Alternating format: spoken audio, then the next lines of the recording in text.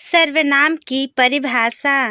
जो शब्द संज्ञा के स्थान पर बोले जाते हैं उन्हें सर्वनाम कहते हैं, जैसे मैं, हम, वह, तुम, ने आदि। सर्वनाम के भेद। सर्वनाम के 6 भेद होते हैं। पहला, पुरुषवाचक सर्वनाम। दूसरा, निश्चयवाचक सर्वनाम। तीसरा, अनिश्चयवाचक सर्वनाम। चौथा, संबंधवाचक सर्वनाम। पांचवा, प्रश्नवाचक सर्वनाम। छठा, निजवाचक सर्वनाम। पहला, पुरुषवाचक सर्वनाम की परिभाषा। जिन सर्वनाम शब्दों का प्रयोग बोलने वाले, सुनने वाले या अन्य व्यक्ति के लिए किया जाता है वे पुरुषवाचक सर्वनाम कहलाते हैं, जैसे मैं, तुम, वह आदि। पुरुषवाचक सर्वनाम के भेद।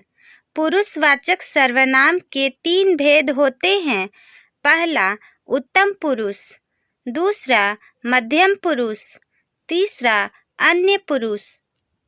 पुरुषवाचक सर्वनाम के भेद की परिभाषा। पहला, उत्तम पुरुष। इस सर्वनाम का प्रयोग वक्त अथवा लेखक अपने लिए करता है, जैसे मैं कल आगरा जाऊंगा। दूसरा, मध्यम पुरुष। इस सर्वनाम शब्द का प्रयोग सुनने वाले श्रोता के लिए किया जाता है, जैसे तुम्हारे पिताजी क्या काम करते हैं। तीसरा, अन्य पुरुष।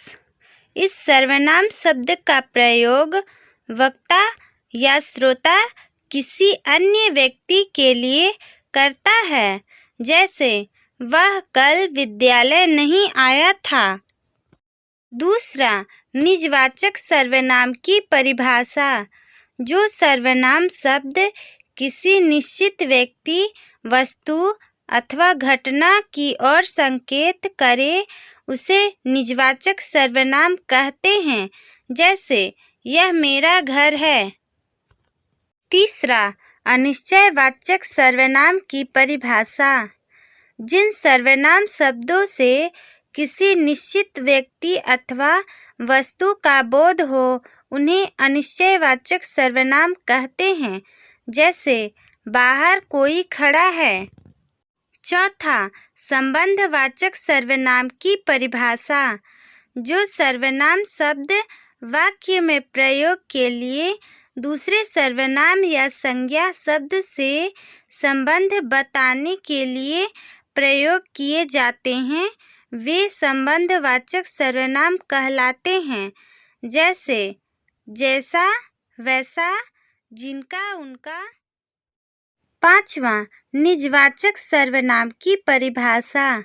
जिन सर्वनाम शब्दों का प्रयोग कर्ता के साथ अपनेपन का ज्ञान करने के लिए किया जाए उन्हें निजवाचक सर्वनाम कहते हैं, जैसे स्वयं, खुद, अपने आप, स्वयं ही आदि।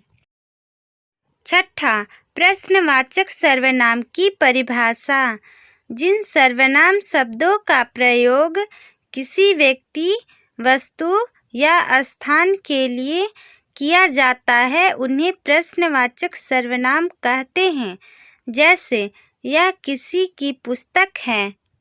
दोस्तों, मेरे चैनल को सब्सक्राइब करें और बेल आइकन घंटी ऑन कर लें।